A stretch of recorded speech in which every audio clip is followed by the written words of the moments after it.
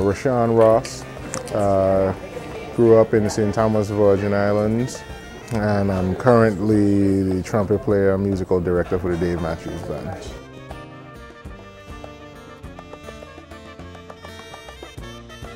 Started playing trumpet in the 3rd grade at Muller Elementary School. Moved on to, and that was under Joseph Francis. Moved on to Adelita Cancrine under Wang Harrigan and Arthur Williams. Then moved on to Charlotte Marley High School. Graduated in 1996. My band director was George F. Francis. My mom playing Earth, Wind and Fire in the car in the mornings, going to elementary school. That was the first thing. It was just kind of like, oh wow. So that kind of played into me picking the trumpet, as well as like all the guys were picking trumpet on the day when they said, okay, what do you want to play? All the dudes were picking trumpet, and I was like, I think I better pick trumpet. But so it just kind of came to me, I guess, because listening to Earth, Wind and Fire and Michael Jackson and all that stuff that my mom used to play on the way to school, and I always used to wonder, like, well, what's that made that sound? It sounds cool. And it ended up being the trumpet, which I eventually picked. After I left St. Thomas, like I said, graduated in 1996 from Charlotte Marley High School, and I went immediately to Boston. Went to Berklee College of Music, so that's kind of where I went from there, because there were people before me. Ruben Rogers was he laid the groundwork for me, because he was like my generation. He was the guy that, in junior high we were looking up to. So it was cool, when those guys came back. Ruben was at Berklee, and I was just like, oh, okay, cool. He went to Berklee, so that was like the next logical step for me. Being like one of the guys that was a jazz purist, everybody, we went to Berklee, everybody went to New York City. That's why I just went to New York City. I moved in with my grandfather, and, he was nice enough to, put me up for a while. Just went around, playing gigs, meeting people, harassing Ron Blake, harassing Dion Parson, just to navigate the whole scene.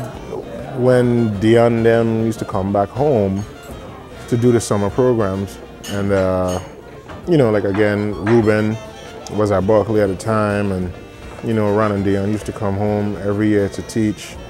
And then I went off to Berklee, and I think I was maybe a freshman or a sophomore at Berklee at the time when they started 21st Century Band. We did the first gig in New York, and they were just like, hey man, we want you to come down and play a couple of tunes. And I was just like, all right, cool. I thought I was like hot stuff, going on to New York to play with the big boys, So that was like that was like really exciting for me, because it was just like at that point in my life, it was just like, I just want to play jazz, you know what I mean? Jazz musicians, appearing on, pop records and hip hop records and soul records, that was the lane that I chose to go, because it was just like, it was what seemed like a million trumpet players all fighting for the same gigs, and I was just kind of like, okay, I got student loans, I got, it's like, it's about to get into grown man problems time, you know what I mean? So it's just like, I need to make a living.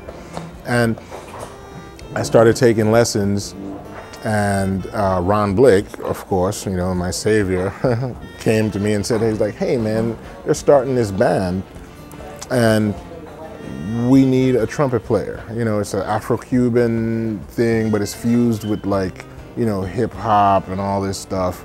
And he's like, they're looking for a trumpet player. So I told him, about you, and I was like, oh, okay, cool. After Yerba Buena, I went on to play with this band called Soul Live, which was an organ trio, and they had like horns before, but they never really, they dabbled in it, but never really, never really like committed to having like a horn section. And it's like, okay, well, we're gonna take a horn section out, trumpet and sax. And I was like, well, this is a great opportunity for me to like,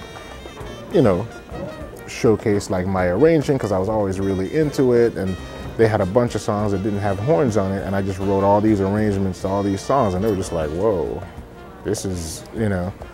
And two of the guys in the band are producers. They produce hip hop stuff, they produce soul stuff, and whenever they wanted to use horns, they would call me and the other horn player, Ryan Zordis at the time, and we would come up with these arrangements, and we would record, you know, songs for Lettucey and, you know, again, like Dead Prez and J Live and Talib Kweli and, like, you know, the Beat Nuts. So we were doing like all this stuff, and all these hip hop and soul albums were coming out. And I think that was like the first thing that like Casper just like, oh, well, let's get this dude. You know what I mean? And shortly after, like the Dave Matthews Band thing came into play, but that relationship started from the first band with Yerba Buena, with Ron Blake, because we opened for the Dave Matthews Band beforehand, and that's where the relationship started with them. And then finally, they were just like, dude, we keep seeing you. Like, you might as well join our band. And we had like a few dates with them, with Yerba Buena, and then I would check them out on sound check. And one day they saw me with like my horn in my hand, and it was like, yo, come up here, man, come, you know, and they started jamming. And I started playing, and they were just like, whoa. It was like, all right, cool, you know. And then from there, you know, we just kept in contact, and whenever they were in town, you know, I would just, you know, they'd say, oh, let's go out to dinner, let's hang out, let's, you know, and we just hung. You know, it wasn't a situation where I was like hounding them for something, or like I didn't come off like I wanted something from them. They were just kind of like, oh man, you're a cool dude, man. And then it developed into, hey man, you should like come sit in with us. And I was like, oh, okay, cool, no big deal. And then from there it was like, hey man, you should really learn some of these tunes. And then from there it was just like, the manager's gonna call you. We just want you to join the band. So I was like, so it just like, it was a progressive relationship that just developed just out of being friends and just being cool and not seeming like I wanted something from them, you know what I mean? I got Usher, you know, I'm now like the leader for his horn section. He added a horn section. I've had a relationship with his musical director, I mean, going back 20 years, you know, we all went to college together.